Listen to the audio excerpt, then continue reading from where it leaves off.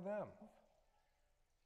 We normally wouldn't even think about them if it weren't for TV or the internet, where we see those terrible scenes of starving children with bloated bellies, with a vacant stare out of hollow eyes, held by a mother who has no food to give her child.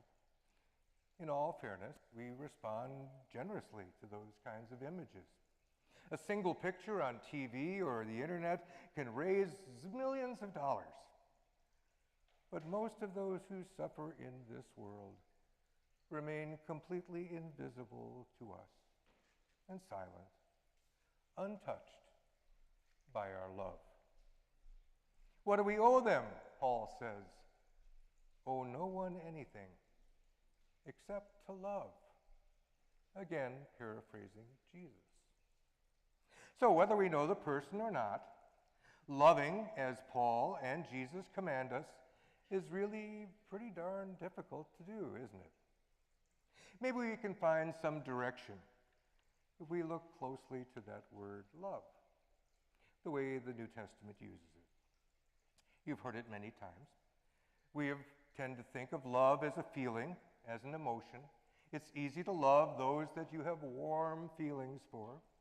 In fact, generally, you have to like somebody before you can begin to love them. That's the way we feel, if love is just a feeling. But it's more.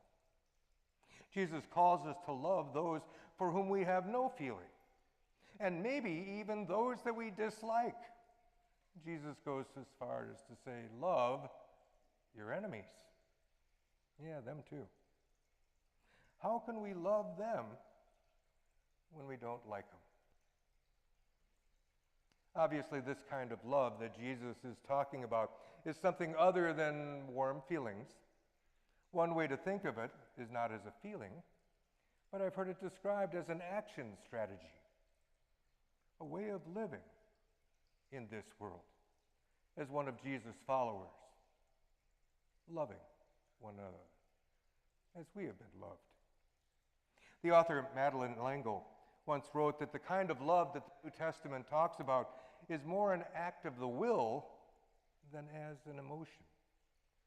If that's true, then Christian love is something we do even when we don't feel it.